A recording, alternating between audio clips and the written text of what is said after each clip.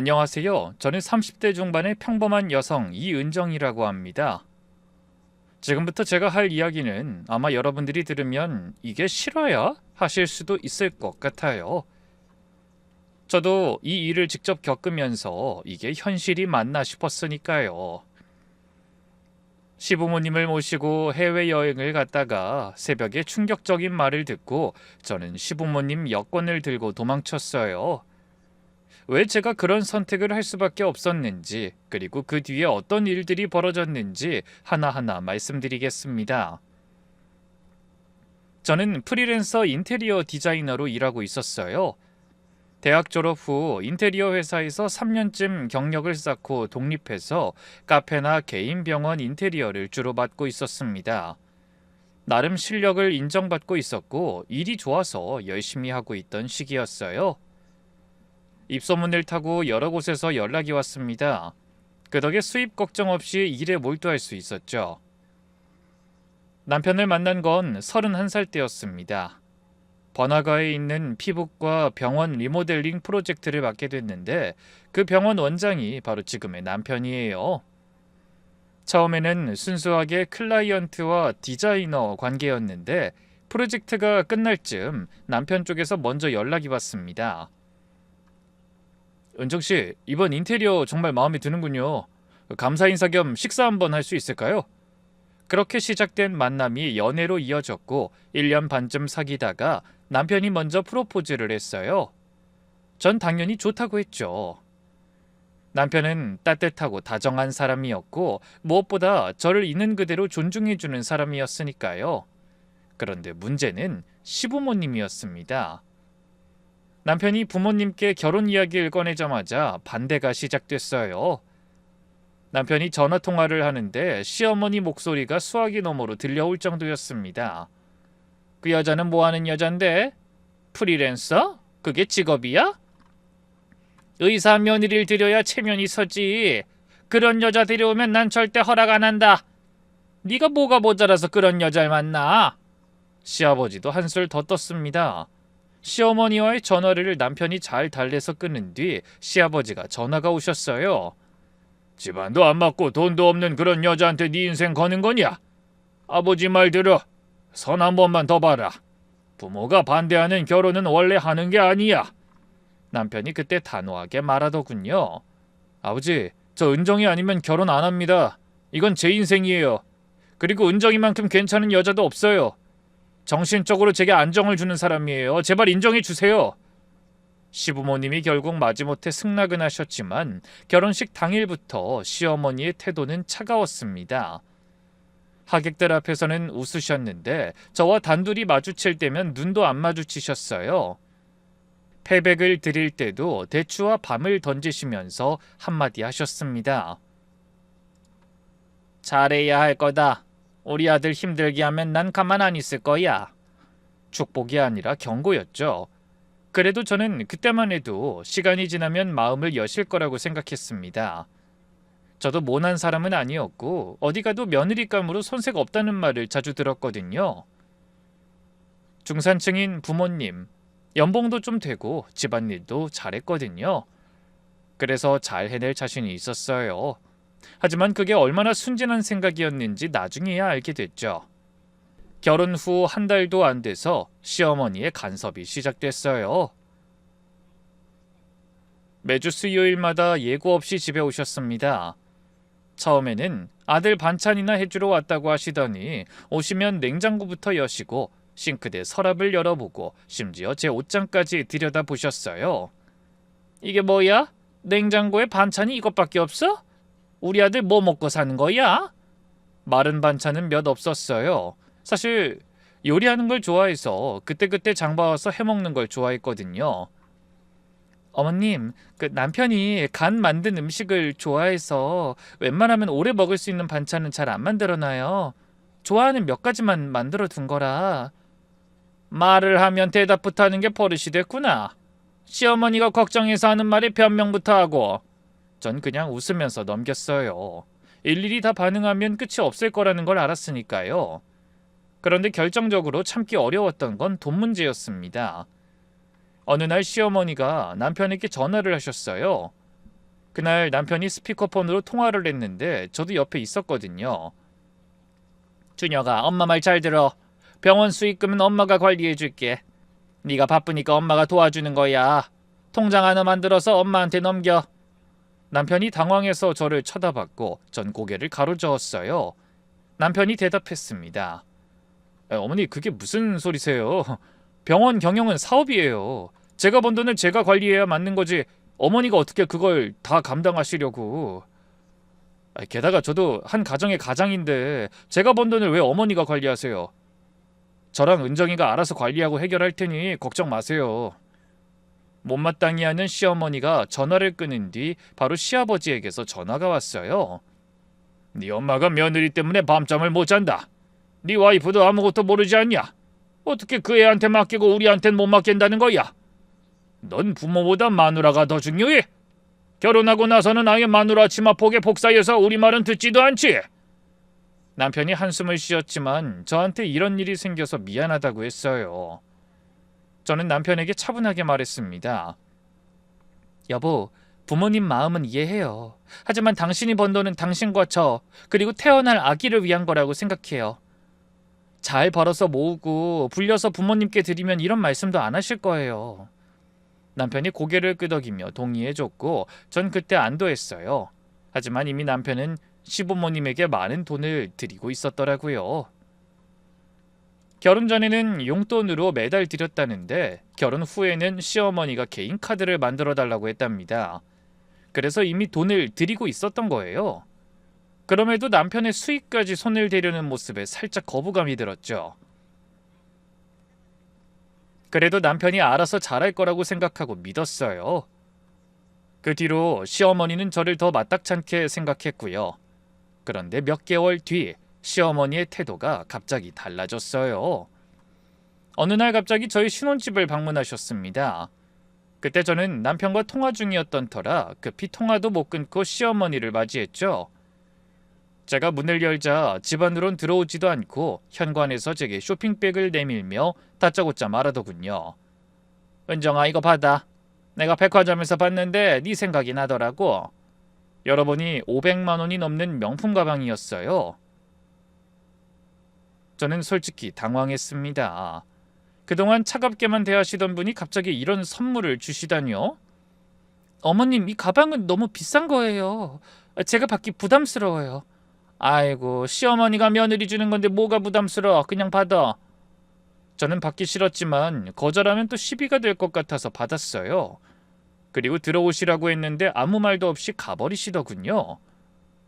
저는 통화를 하고 있던 남편에게 다시 말을 걸었습니다. 여보, 들었어?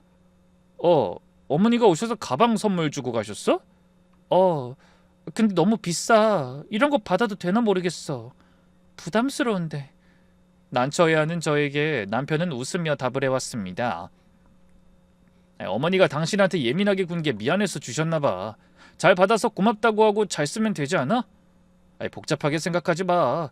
두 사람 사이가 좋아지면 좋은 거잖아. 좋게 말해주는 남편 덕에 반은 의심, 반은 기뻐하며 그날 하루를 보냈어요.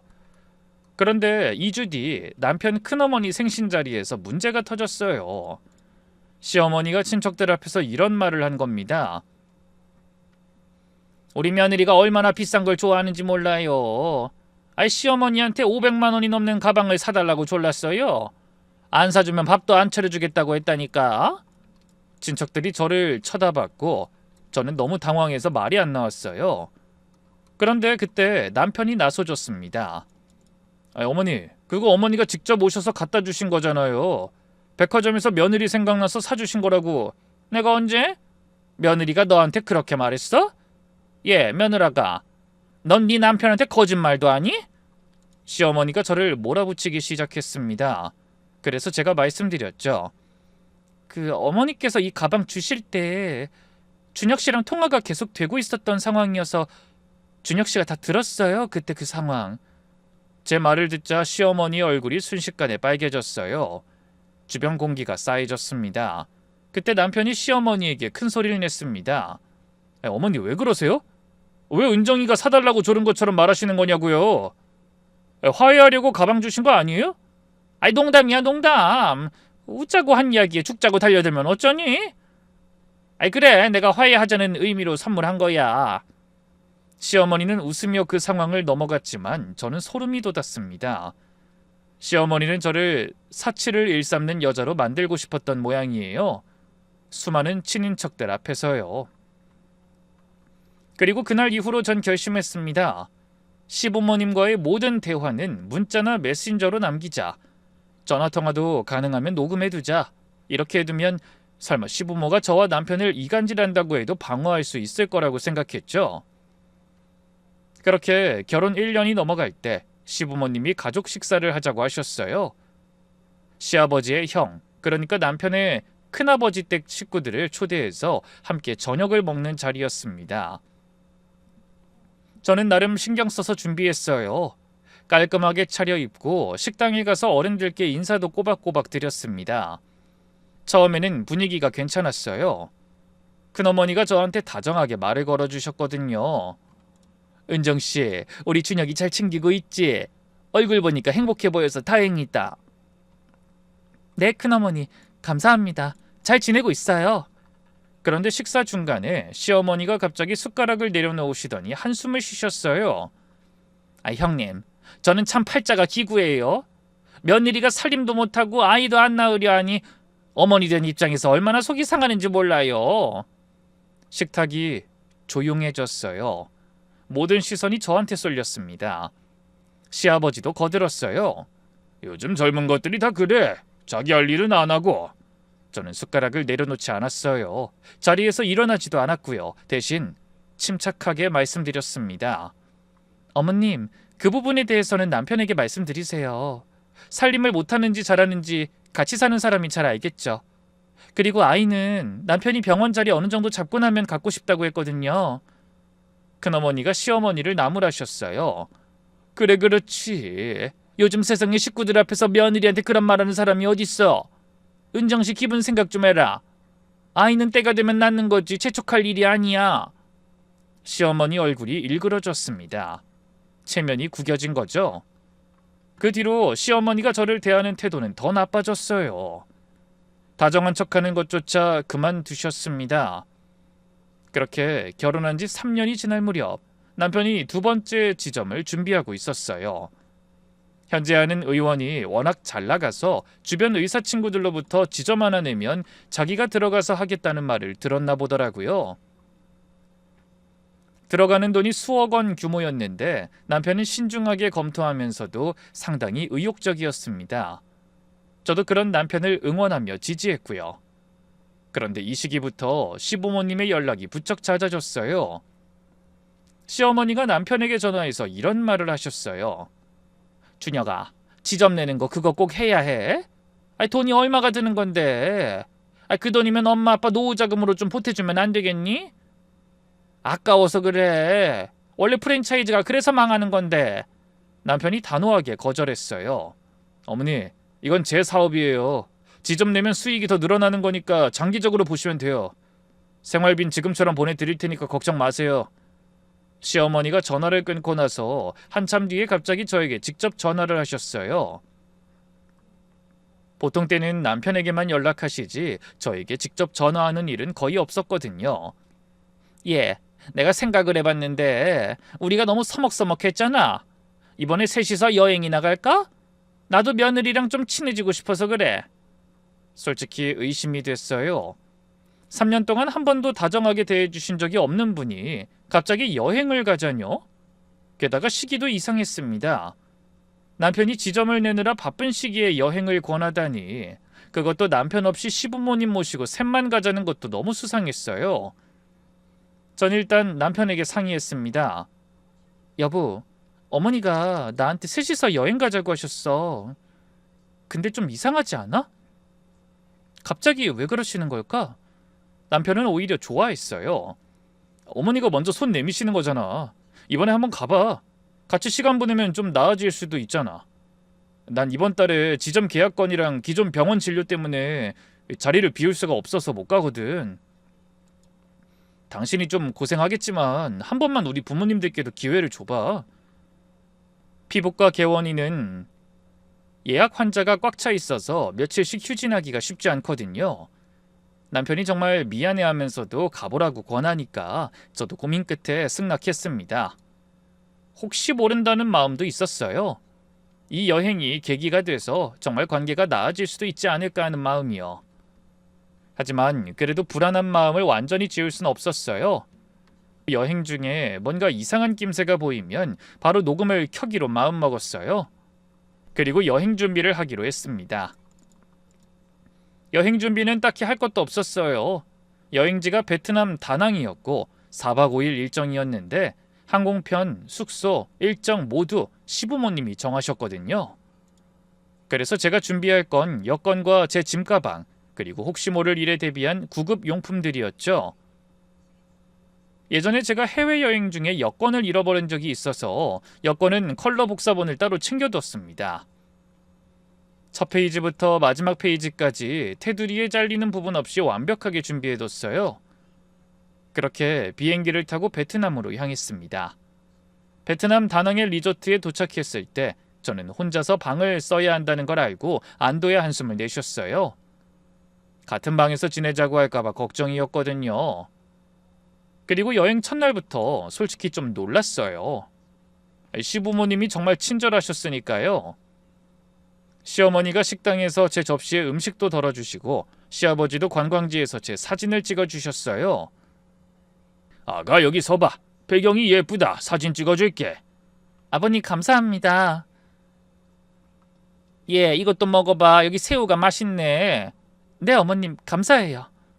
저는 한층 곤두세웠던 신경을 점차 누그러뜨렸습니다. 너무 친절한 모습에 정말로 저와 좋게 지내고 싶어 하시는 것 같아 보였거든요.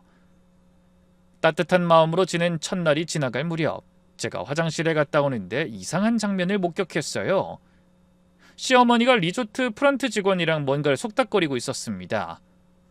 정확한 내용은 못 들었는데 표정이 심상치 않았어요. 제가 다가가니까 바로 대화를 멈추시더라고요. 어머님 무슨 문제 있어요? 아, 별거 아니야. 내일 조식 시간 물어본 거야. 찝찝했지만 더 캐묻진 않았어요. 이게 뭐였는지는 나중에야 알게 됐습니다. 그렇게 둘째 날 오전 여행 시작 전에 시아버지가 저한테 말씀하셨어요. 아가, 여권은 나한테 맡겨놔라. 해외에서 여권 잃어버리면 큰일이니까. 내가 한꺼번에 보관해줄게. 새 거 다 한 곳에 두는 게 안전해. 솔직히 잘못된 지식이었어요. 한 사람이 다 갖고 있다면 도둑 맞으면 세 사람이 피해보는데 굳이 자기 여권은 자기가 갖고 있는 게 맞는 거죠. 하지만 여기서 거절하면 또 시비가 될 거라는 걸 알았어요. 저는 빠르게 판단했습니다. 한국에서 출발 전에 챙겨뒀던 여권 컬러 복사본이 있었거든요. 그게 있으니 이 여권을 줘도 큰 문제는 없을 거라 생각했어요. 시아버지는 제 여권을 붉은색 파우치 안에 넣어 본인 가방에 넣었습니다. 시부모님 방은 저와 같은 층 복도 건너편에 있었는데 시아버지가 방에 들어가실 때 문이 잠깐 열리는 사이에 가방 위치가 보였습니다. 입구 바로 안쪽에 있는 짐 받침대 위였어요. 저는 그 위치를 눈여겨봐뒀습니다. 저는 남편에게 문자를 보내 시아버지가 여권을 보관해준다고 하셨고 나도 여권을 드렸다고 했어요. 남편에게는 하나도 빠짐없이 있는 일을 공유하고 있었거든요. 보는 거, 먹는 거, 입는 거 무엇이든 다 남편이 알도록 말이에요. 이때까지만 해도 저는 제가 너무 예민한 건가 싶었어요. 설마 시부모님이 정말로 나쁜 의도가 있으시겠어 하면서요. 하지만 그 설마가 현실이 되는 걸 확인하는 데는 하루도 걸리지 않더군요. 셋째 날 새벽이었어요. 시간은 새벽 2시 조금 넘었을 겁니다. 저는 배가 너무 아파서 잠에서 깼어요. 전날 저녁에 먹은 해산물이 안 맞았던 것 같더라고요. 화장실을 다녀온 뒤에도 배가 계속 쥐어짜듯 아팠습니다. 약을 먹어야겠다 싶었는데 소화제를 안 챙겨온 거예요. 혹시 시부모님 방에 약이 있을까 싶어서 복도를 건너 시부모님 방 앞까지 갔습니다. 문을 두드리려고 손을 올렸는데 문틈 아래로 불빛이 새어나오고 있었어요. 새벽 2시인데 불이 켜져 있다는 게 이상했습니다. 어르신들이라 잠이 없으셔서 일찍 일어난 건가 싶기도 했는데 안에서 대화 소리가 들렸어요. 보통 때 같으면 그냥 노크를 했겠지만 목소리 톤이 심상치 않았거든요. 저도 모르게 손을 멈추고 귀를 기울였습니다. 아무도 없는 텅 빈 복도에 시간까지 새벽 시간이라 두 사람의 이야기 소리가 귀에 들려왔습니다. 내일 아침 일찍 공항 가요. 며느리만 빼고 먼저 귀국하자고. 심장이 쿵 내려앉았어요. 여권은 우리가 갖고 있으니까 쟨 출국 자체를 못해. 이 현지에서 혼자 좀 고생하다 보면 정신 차리겠지. 맞아. 거기서 어떻게 되든 우리 알 바 아니야. 준혁이한텐 며느리가 혼자 더 있겠다고 했다고 하면 돼. 그래, 그렇게 해요. 여기서 혼자 꼼짝 못하게 만들어 놓고 우리 아들한테 며느리가 여행 내내 자기 하고 싶은 대로 하면서 영어도 못하는 우리를 리조트에만 처박아 두고 자기만 놀러 다녔다고 하면 돼. 전 복도벽에 등을 기대고 있었는데 다리에 힘이 빠져서 주저앉을 뻔했어요. 손이 덜덜 떨렸습니다. 하지만 본능적으로 핸드폰을 꺼내 녹음 버튼을 눌렀어요. 손이 떨려서 버튼을 두세 번 헛터치했지만 어떻게든 녹음을 시작했습니다. 그리고 그 다음에 들린 말이 저를 완전히 무너뜨렸어요. 이번에 확실하게 갈라놓자. 준혁이 돈은 우리 거야. 입양까지 해서 키웠는데 그 돈을 며느리한테 빼앗길 순 없잖아. 지점까지 내면 돈이 전부 거기로 묶여버려. 그 전에 며느리를 떼놔야 해. 그래야 준혁이가 버는 돈을 우리가 독점할 수 있지. 우리가 죽을 때까지 혼자 살면서 우리 돈줄이 돼줘야 하니까. 입양. 그 단어가 머릿속에서 멈추지 않았어요. 남편이 양자였다고요? 3년을 같이 살면서 한 번도 들은 적이 없었습니다. 남편의 가족관계 증명서도 혼인신고할 때 봤는데 전혀 이상한 점이 없었거든요. 시어머니가 다시 말했어요. 그러니까 내 말이 그놈의 며느리만 치우면 준혁이 돈은 고스란히 우리한테 오는 건데. 내가 저번부터 몇 번이나 둘을 갈라놓으려고 이것저것 해봤는데 안 되더라고. 둘이 딱 붙어 지내는 것 같으니 이렇게라도 떼어놔야 이야기가 될 것 같아. 이번에 여기서 확실히 본때를 보여줘야 해. 시아버지가 웃으며 말했습니다. 걱정 마. 내일 아침 첫 비행기로 우리 둘만 떠나면 전현이 눈뜨기도 전에 우린 공항이야. 여권 없이 어떻게 나가겠어? 그리고 우리가 8시까지 로비에서 만나자고 했으니까 그 전에 일어나도 나와보진 않겠지. 그러니까 정말 다행이지. 이번에 카드 명세서 너무 비싼 것만 찔렀는데 준혁이한테 가서 며느리가 사달라고 했다고 사치스러운 며느리라고 말하고 뒤집어 씌우면 될 것 같아. 저는 더 이상 듣고 있을 수가 없었어요. 그 자리에서 소리 없이 제 방으로 돌아왔습니다. 방으로 돌아와서 문을 잠그고 침대 위에 앉았는데 온몸이 떨렸어요. 공포, 분노, 배신감이 한꺼번에 밀려왔습니다.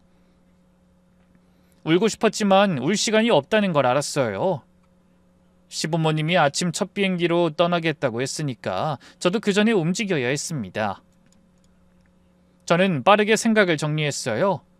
복사한 여권 사본이 있으니까 대사관에 가서 긴급 여권을 만들어도 되지만 그럼 제가 시부모님보다 늦게 도착하게 되잖아요. 그동안 시부모님이 남편을 구워 삶으면 남편이 넘어가면 그런 생각 때문에 미치겠더군요. 모든 준비를 마치니 새벽 4시쯤이더군요. 일단 최소한의 짐만 챙겼어요.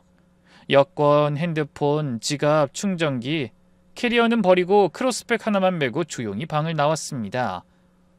캐리어 끄는 소리에 시부모님이 깰까봐 걱정이었거든요. 시부모님의 방의 방문은 완전히 닫혀있지 않았어요. 우연인지 시부모님이 들어갈 때 문단속을 하지 않아서인지 모르겠지만 문이 살짝 열려있는 걸 보고 문틈으로 조심스럽게 손을 넣어 문을 살짝 더 열었어요. 안에서 시아버지의 코 고는 소리가 들렸습니다. 불은 꺼져 있었지만 복도 비상등 불빛에 입구 바로 옆집 받침대 위에 가방이 보였어요. 방 안쪽까지 들어갈 필요 없이 문 바로 안쪽이었습니다. 손이 떨렸지만 가방 지퍼를 열고 안에서 빨간색 파우치를 꺼내 챙겼습니다. 그 안에 시부모님 것이 있다는 걸 알았지만 파우치를 열어서 제 것만 가지고 갈 시간도 상황도 아니었어요. 파우치만 급히 챙긴 제가 1층 로비로 향했어요. 새벽 4시가 조금 넘은 시간이었습니다. 프런트에 가서 택시를 불러달라고 했어요. 급하다고요. 제발 택시 좀 불러달라고 하니 급히 어디론가 전화해 택시를 불러주더군요. 택시가 오기까지의 10분이 인생에서 가장 긴 10분이었어요. 혹시 시부모님께서 내려오시면 어쩌나 엘리베이터 소리가 날 때마다 심장이 멈추는 것 같았습니다. 택시를 타고 공항으로 향했어요. 공항까지 약 40분. 그 안에서 저는 핸드폰으로 당일 인천행 항공편을 검색했습니다. 다행히 아침 7시 10분 출발하는 직항편이 빈 좌석이 있었어요. 택시 안에서 바로 결제했습니다. 비행기 표값이 비쌌지만 그런 게 중요한 상황이 아니었어요. 공항에 4시 반쯤 도착해서 출국 수속을 밟았고 녹음 파일을 클라우드에 백업했습니다. 혹시 핸드폰에 무슨 일이 생기더라도 녹음은 살아남도록요. 비행기에 앉았을 때 그제야 눈물이 쏟아졌어요. 옆좌석 승객이 걱정스러운 눈으로 쳐다봤지만 신경 쓸 여유가 없었습니다. 남편에겐 연락하지 않았어요. 전화로 할 이야기가 아니었으니까요. 직접 만나서 녹음을 들려주고 눈을 보면서 이야기해야 한다고 판단했습니다. 다낭에서 인천까지 비행시간이 약 4시간 반이었어요. 베트남과 한국은 시차가 2시간이니까 아침 7시 10분에 출발해서 한국 시간 오후 1시 40분쯤 인천공항에 도착했습니다. 비행기에서 내려서 핸드폰을 켜는 순간 알림이 쏟아졌어요. 남편에게서 부재중 전화 7통, 메시지 5개, 시어머니에게서 부재중 전화 12통, 시아버지에게서 3통. 남편의 메시지를 확인했어요. 은정아, 그 어머니한테 전화 왔는데 무슨 일이야? 그 여권이 없어졌다고 하시는데 네가 가져간 거야? 도대체 무슨 일인지 전화 좀 해줘. 은정아, 제발 연락 좀. 지금 어디 있어? 걱정돼. 시부모님은 아침에 일어나서 짐을 챙기다가 여권과 저 둘 다 사라진 걸 발견하고 바로 남편에게 전화한 거였어요.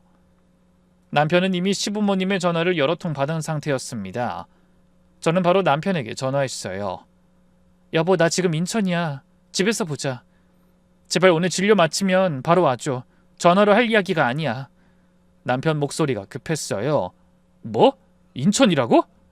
어머니가 아침부터 전화해서 난리야. 네가 여권을 훔쳐갔다고. 미쳤다고.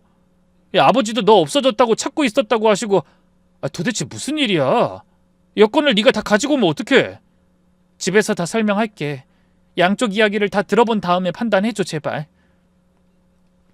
남편이 저녁 진료를 동료 의사에게 맡기고 집으로 왔어요.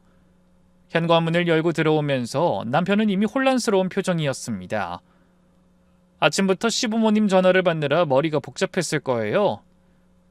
여보, 어머니가 울면서 전화하셨어. 네가 갑자기 사라지고 여권까지 없어졌다고.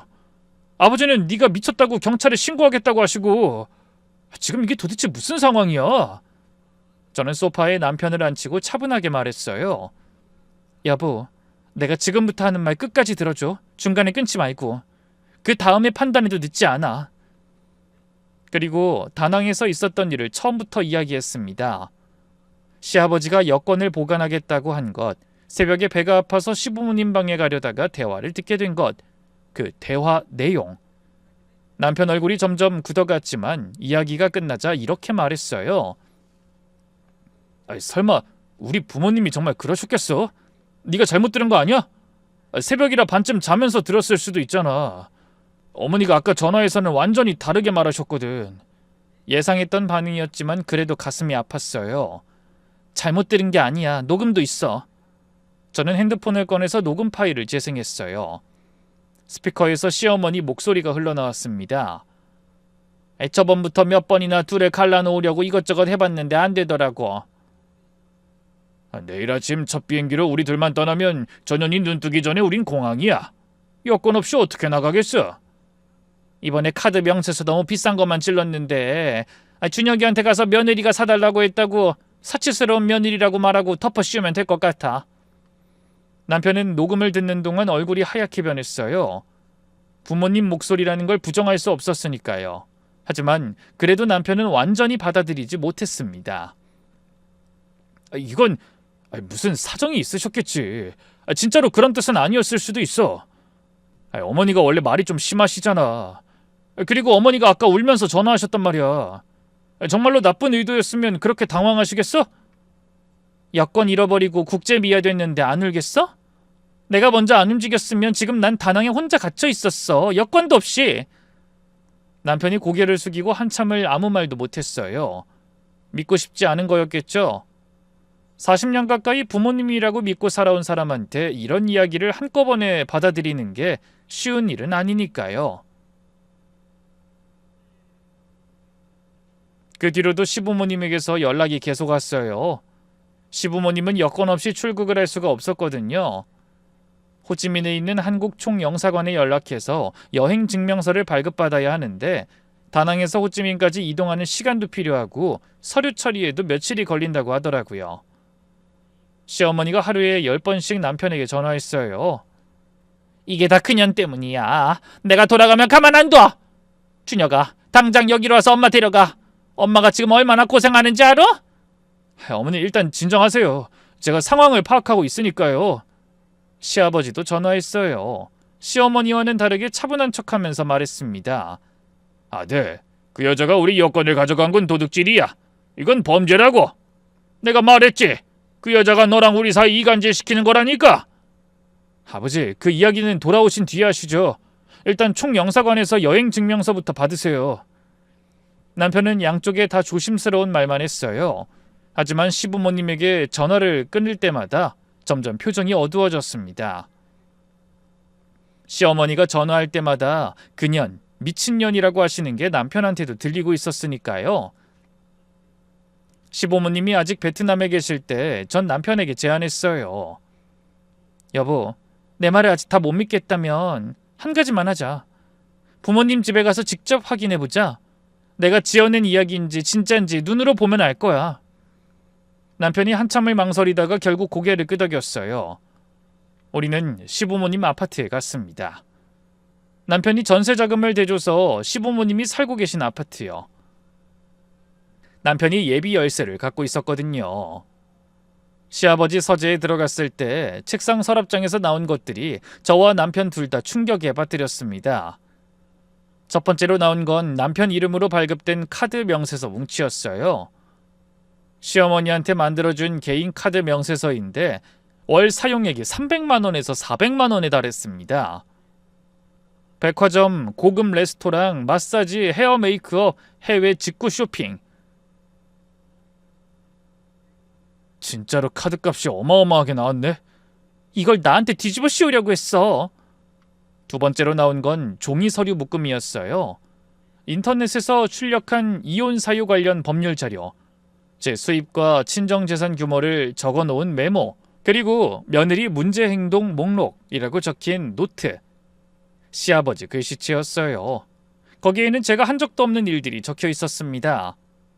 시부모에게 폭언, 살림 거부, 남편 재산 독점 시도. 이걸 어디에 쓰려고 했는진 뻔했죠.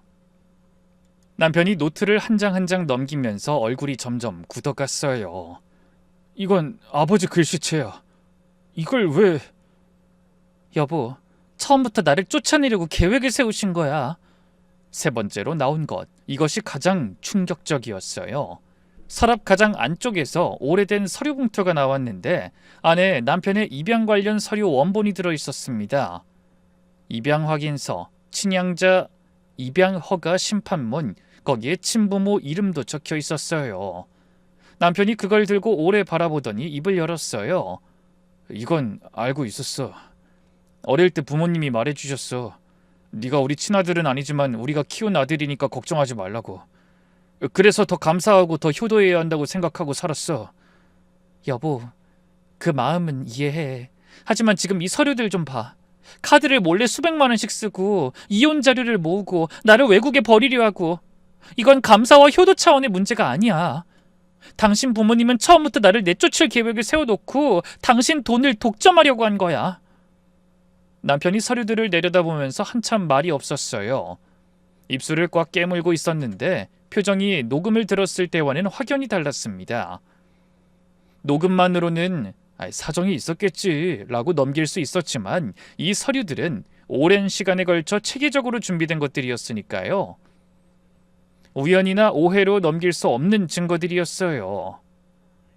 남편이 낮은 목소리로 말했어요. 그래도 한 가지만 더 확인하고 싶어. 큰어머니한테 전화해볼게. 큰어머니라면 뭔가 알고 계실 수도 있으니까.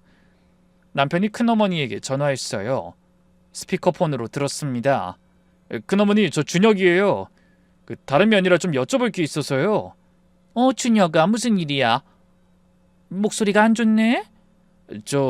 우리 어머니 아버지가 저한테 평소에 어떤 말씀하시는지, 결혼식 때 뭔가 특별한 말씀하신 거 기억나세요? 큰어머니가 잠시 침묵하다가 입을 여셨어요. 준혁아, 사실 큰어머니가 그동안 너한테 말 안 하려고 했는데 결혼식 날 네 어머니가 나한테 그러더라. 저 며느리 오래 못 갈 거야. 이미 생각해둔 게 있다라고. 난 그때 그냥 시어머니들이 의뢰하는 투정인 줄 알았지. 남편 얼굴이 굳었어요. 큰어머니가 계속하셨습니다.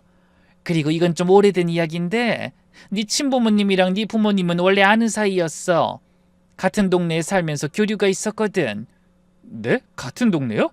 그래. 네 친부모님이 교통사고로 갑자기 돌아가셨을 때 네가 겨우 4살이었어. 그런데 네 친부모님이 두 분 다 고아원 출신이셨거든. 친척이 한 명도 없었어. 너를 맡아줄 사람이 아무도 없었지. 그때 네 부모님이 우리가 맡겠다고 나선 거야. 남편이 조용히 듣고 있었어요. 사실 우린 반대했지. 돈도 없는데 애를 어떻게 키우냐고. 근데 알고 보니 네 친부모님이 남기신 게 있었더라고. 보험금이 한 8천만 원 됐고 작은 아파트도 한 채 있었더라고. 정말 너한테는 고맙다. 너도 네 양부모가 잘 챙겨주고 부족함 없이 키워줬겠지만 네 덕분에 우리 도련님이랑 동서도 힘든 위기 잘 견뎌냈어. 차도 새로 사고 명품도 사서 돌아다니고 집도 바꿨으니. 남편이 주먹을 꽉 쥐었어요. 목소리가 갈라졌습니다. 큰어머니, 저 중학교 3학년 때부터 편의점에서 일하면서 학원비 벌었어요. 부모님이 대놓고 공부 안 시켜준다고 한 적은 없는데 눈치를 주셨어요. 우리가 너한테 얼마나 쓰는지 아냐. 밥 먹여주는 것만도 감사한 줄 알아라 하시면서요. 그래서 제가 알아서 벌었어요. 의대도 장학금이랑 학자금 대출로 갚고요. 큰어머니가 당황한 듯 아무 말도 못 하시더군요. 우린 당연히 너한테도 그만큼 해준 줄 알았는데 어떡하니? 난 그것도 모르고. 큰어머니는 크게 놀란 듯 연신 아이고 소리를 냈습니다. 큰어머니의 전화를 끊은 뒤 남편이 소파에 주저앉았어요. 한동안 아무 말도 안 하다가 입을 열었습니다. 부모님이 밥상에서 한숨을 쉬시면서 너한테 드는 돈이 얼마인지 아냐, 네 밥값이 얼마인지 아냐 이런 말씀하셨거든. 그래서 난 내가 한 푼도 없이 버려진 고아였다고 생각했어. 그런데 친부모가 재산을 남겼었다니. 그럼 난 왜 돈을 벌어서 그 사람들한테 갖다 준 거지? 여보, 의대 갈 때도 학비를 도와준 적이 없어. 지방대라 성적 장학금으로 등록금은 해결했고 생활비는 과외로 벌었어.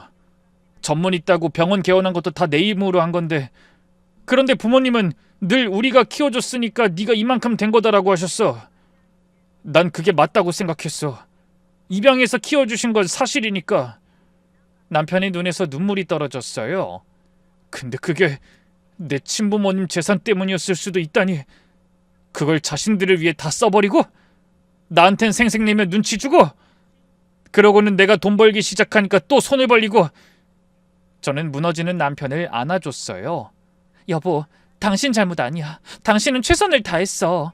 앞으로 잘하면 되잖아. 나도 당신 도울 테니까. 남편이 제 어깨에 얼굴을 묻고 울었어요. 한참을 울더니 고개를 들고 말했습니다. 미안해 여보. 당신 말을 진작 들을걸. 내가 바보였어.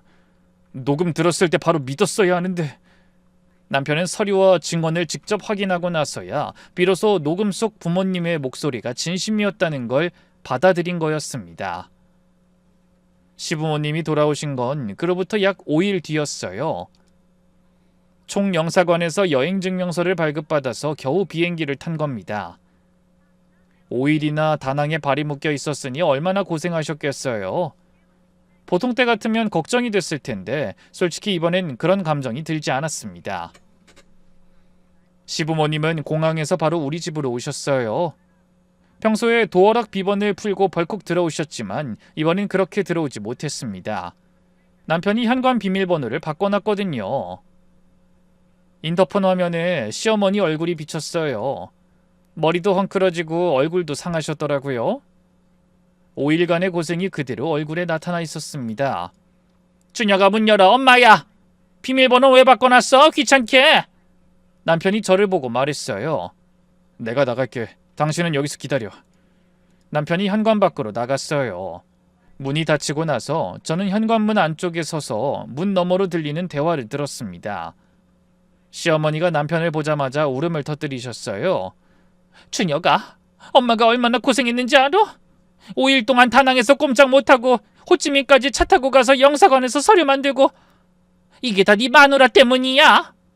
시아버지도 거들었어요.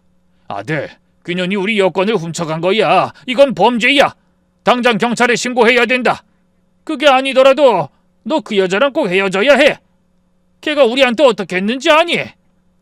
남편이 차분하게 말했습니다. 어머니, 아버지, 한 가지만 여쭤볼게요.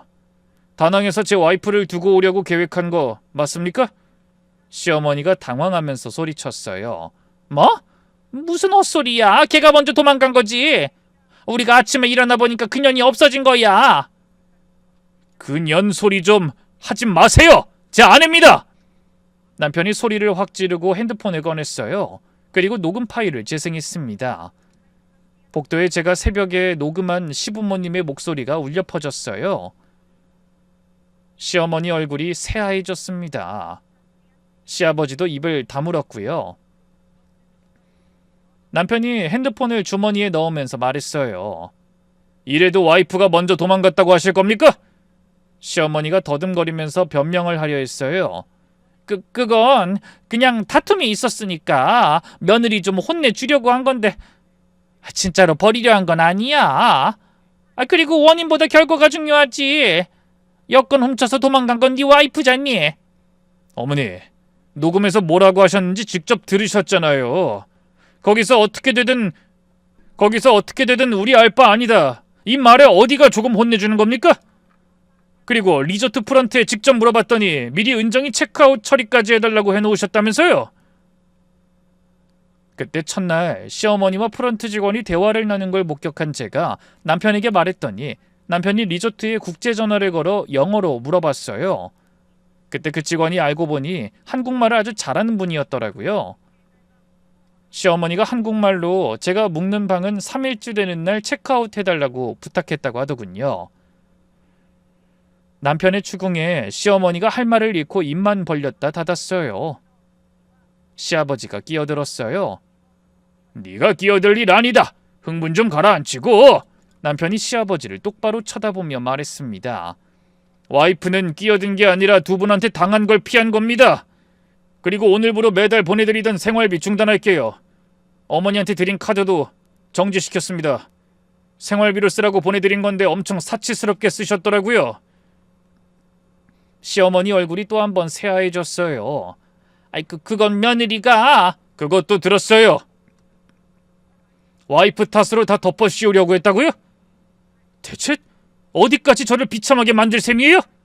저를 어디까지 우려먹으실 거냐고요? 시어머니가 비명에 가까운 소리를 질렀어요. 준혁아, 네가 우리한테 이럴 수 있어? 네가 지금 뭐하는 짓인지 알아? 잘 압니다. 그리고 두 분이 저지른 짓도 잘 알게 됐고요. 부모가 돼서 며느리를 외국에 버리고 올 생각을 해요? 여권을 빼앗아서 출국도 못하게 하는 게 부모가 할 짓입니까? 시어머니가 울면서 주저앉으셨어요. 아이고, 내 팔자야. 키워놓으니까 이렇게 배은망덕하게. 남편이 마지막으로 한마디 했습니다. 키워준 건 감사하게 생각하는데 공짜도 아니었잖아요. 그 말에 화들짝 놀란 시부모님은 그날 복도에서 1시간 넘게 울고 소리치다가 결국 돌아가셨어요. 남편은 매달 보내드리던 생활비 300만 원도 중단하고 시어머니한테 만들어준 카드도 정지했고 시부모님이 사시는 아파트 전세 자금도 회수하기로 했어요. 전세 만기가 3개월 뒤였는데 재계약을 하지 않겠다고 통보한 거예요. 시부모님은 갑자기 돈줄이 끊기니까 난리가 났어요. 시아버지 연금이 이것저것 다 해서 월 100만 원 정도 나오는데 그동안 시어머니가 쓰던 수준에 비하면 턱없이 부족한 금액이었죠. 시부모님은 친척들에게 전화를 돌리셨어요. 준혁이가 며느리한테 완전히 넘어가서 부모를 버리려고 해요, 형님. 우리 좀 도와주세요. 하지만 친척들의 반응은 시부모님이 기대한 것과 달랐어요. 큰어머니가 이미 주변 친척들에게 사정을 알려두셨거든요. 동서, 이번 일은 동서가 자초한 거야. 며느리를 외국에 버리려고 했다면서? 준혁이 친부모 재산까지 다 탕진해놓고 준혁이가 화가 날 만하지? 난 이 편 들어줄 수 없어. 아무도 편을 들어주지 않자 시어머니가 최후의 카드를 꺼냈어요. 직접 저를 찾아온 겁니다. 제가 집에서 작업을 하고 있는데 초인종이 울렸어요. 인터폰을 보니 시어머니가 서 계셨습니다. 눈이 퀭하고 볼이 많이 수척해지셨더라고요. 문을 열었더니 시어머니가 대뜸 제 손을 잡으셨어요. 은정아, 엄마가 잘못했다. 제발 준혁이 좀 설득해줘. 우린 지금 갈 데가 없어. 저는 시어머니 손을 가만히 내려놓고 말했어요. 어머님, 전 준혁 씨 설득할 생각 없어요. 그 외국에서 제 여권 뺏고 저 놔두고 한국 돌아가려고 했던 분이시잖아요. 제가 왜 그래야 하는지 모르겠네요. 시어머니 얼굴이 일그러졌어요. 그건 그땐 화가 나서 그런 거지 진심이 아니었어. 어머님, 그게 진심이 아니었으면 그 새벽에 아버님이랑 구체적인 계획까지 세우셨겠어요? 내일 아침 첫 비행기로 가자. 여권은 내가 갖고 있으니까 쟤는 못 나간다. 리조트 프런트에 체크아웃까지 미리 말해두시고. 이게 진심이 아니라고요? 시어머니가 무릎을 꿇으셨어요. 제발 은정아, 엄마가 무릎까지 꿇잖아. 준혁이한테 한마디만 해줘. 생활비만이라도 다시 보내달라고. 저는 차분하게 말했습니다. 어머님, 일어나세요. 이건 제가 결정할 일이 아니에요. 준혁 씨가 직접 결정한 거예요. 저는 남편의 결정을 존중하고요. 이년이 결국 네가 꼬드긴 거잖아. 네가 없었으면 준혁이가 이럴 리가 없어. 많이 참은 듯한 시어머니가 갑자기 태도를 바꿔 소리를 지르셨어요. 무릎 꿇던 사람이 순식간에 욕을 하는 걸 보면서 저는 오히려 확신이 들었어요. 그렇게 믿고 싶으면 믿으세요. 그런데 지금은 남편을 꼬신 저보다 평생 동안 남편을 속이고 돈을 착취해간 두 분에 대한 분노가 더 클 것 같은데요. 그리고 전 남편을 설득하고 싶지도 않아요. 지난 3년 동안 제가 두 분한테 얼마나 당했는지 잊으신 건 아니죠? 명품 가방 선물해 주시고는 제가 졸랐다고 소문내신 것 기억 안 나세요? 가족 식사 자리에서 살림도 못하고 아이도 못 낳는다고 모욕하신 거 기억 안 나세요? 시어머니가 할 말을 잃고 절 노려보다가 결국 돌아가셨습니다. 저와 이야기해봐야 답이 안 나온다는 걸 금방 깨달은 모양이더라고요. 마지막은 시아버지였어요. 하루는 남편의 병원에 시아버지가 찾아오셨어요. 남편과 함께 저녁 식사하려고 병원으로 찾았는데 시아버지를 목격한 거였어요. 제가 여기 와서 이러지 말라고 말이라도 걸려는 찰나 남편이 밖으로 나와 시아버지를 보게 됐어요.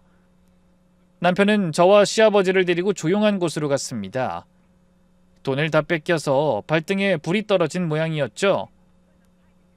준혁아, 네가 이러면 안 되는 거 아니냐? 아버지랑 어머니가 널 키웠어. 밥 먹이고 옷 입히고 학교 보내고 그 은혜도 모르고 이렇게 등을 돌리면 사람이 아니지.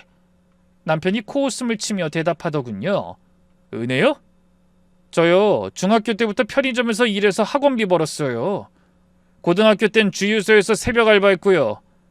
의대 학비는 지방대로 가서 성적장학금으로 냈고 생활비는 과외로 벌었어요. 자, 이제 말해보세요. 아버지가 제 교육비에 쓴 돈이 정확히 얼마예요?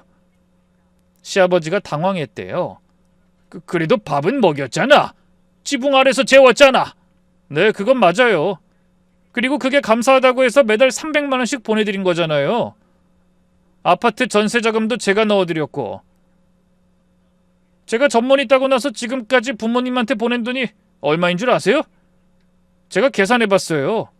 생활비, 카드, 전세자금 합치면 5억이 넘어요. 5억이면 은혜 다 갚지 않았습니까? 시아버지가 입을 다물었어요. 결국 와서는 본전도 못 찾았죠. 그때 남편이 한 가지를 더 물었어요. 그리고 아버지, 한 가지만 더 여쭤볼게요. 제 친부모님이 남기신 보험금 8천만 원이랑 아파트 어디 갔어요? 시아버지 얼굴이 하얘지더군요. 남편이 그걸 알고 있다고 생각지도 못한 모양이었어요. 그건 너 키우는데 다 썼지? 거짓말 마세요. 큰어머니한테 다 들었어요.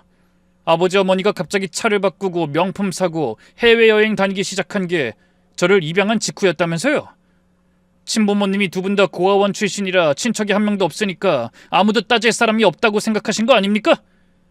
제 친부모님이 남기신 돈으로 사치하시면서 정작 저한텐 밥값이 얼마니 네 앞으로 드는 돈이 얼마니 눈치 주셨잖아요. 시아버지가 아무 말도 못하더군요. 남편이 차분하지만 단호하게 말했어요. 아버지, 저를 키워주신 건 감사합니다. 그건 진심이에요. 하지만 제 친부모님 재산을 탕진하신 것, 저한테 필수적인 돈을 주면서도 눈치를 주신 것, 그리고 제 아내를 외국에 버리려 하신 것, 그건 부모가 할 일이 아닙니다. 준혁아, 저요, 파양 소송 준비하고 있습니다. 법적으로도 관계 정리하려고요. 시아버지가 벌떡 일어나면서 소리쳤대요. 뭐? 파양? 이 배은망덕한 놈! 네가 감히 아비한테 이래? 내가 널 주워다 키워줬는데! 주워다 키워준 게 아니라 제 친부모님 재산이 있었으니까 데려간 거잖아요. 친척이 한 명도 없는 고아의 자녀라 아무도 따질 사람 없으니까 더 좋았겠죠. 순서를 바꾸지 마세요. 그리고 은혜라는 말씀 다신 하지 마십시오. 그 은혜의 대가는 이미 5억이 넘는 돈으로 다 치렀습니다. 파양 소송 서류 나가면 연락할 겁니다. 그때 대응하시면 됩니다. 시아버지가 더 이상 할 말이 없는지 욕을 한바탕 퍼붓고 돌아서며 제게 소리를 꽥 질렀습니다. 다 너 때문이다. 네가 이 집에 들어오지만 않았어도 우리가 이런 취급당할 일은 없었을 텐데. 남 탓하시면 기분 좋으세요? 그럼 열심히 제 탓하면서 평생 지내세요. 그러게 왜 절 내쫓으려고 해서 이렇게 문제를 크게 일으키세요? 저하고 사이좋게 지내주기만 하셨어도 남편이 이런 일을 알게 될 일은 없었을 텐데. 당신이 뿌린 씨앗 그대로 거두는 겁니다. 여보, 끝냈어. 파양 소송도 진행할 거야. 법적으로도 완전히 정리하려고. 이제 우리만 보고 살자. 저는 남편을 꼭 안아줬어요. 그 뒤로 시부모님은 전세 만기가 되자 결국 아파트에서 나가셨어요. 시아버지 연금 120만 원이 시부모님에게 남은 전부였습니다. 그동안 시어머니가 카드로 써온 돈, 매달 300만 원 생활비, 전세자금, 그리고 남편의 친부모님이 남기신 보험금과 아파트까지 다 합치면 억 단위의 돈을 쓰셨는데 남은 건 아무것도 없었어요. 남편은 파양 소송을 진행했습니다. 시부모님이 반대했지만 시부모님이 남편의 친부모 재산을 탕진한 것, 남편에 대한 실질적 양육을 소홀히 한 것, 그리고 남편의 배우자를 해외에 유기하려 한 사실 등이 파양 사유로 인정됐어요. 시간이 좀 걸렸지만 결국 법적으로도 관계가 완전히 정리됐습니다. 한 번은 시어머니가 남편에게 편지를 보냈어요. 엄마가 잘못했다. 한 번만 기회를 줘. 라는 내용이었대요. 남편은 그 편지를 읽고 잠시 눈을 감았다가 서랍에 넣고 대답하지 않았습니다. 저는 남편에게 힘들면 이야기해 라고 했어요. 남편은 쓸쓸하게 웃으면서 말했습니다. 괜찮아. 이제 진짜 내 가족은 당신뿐이야. 지금 저와 남편은 새로 이사한 집에서 둘이 살고 있어요. 시부모님에게 보내드리던 돈이 없어지니까 생활이 오히려 여유로워졌고 남편은 요즘 더 밝아졌어요. 가끔 과거를 떠올리며 힘들어할 때가 있지만 그때마다 저는 옆에서 남편 손을 잡아줍니다.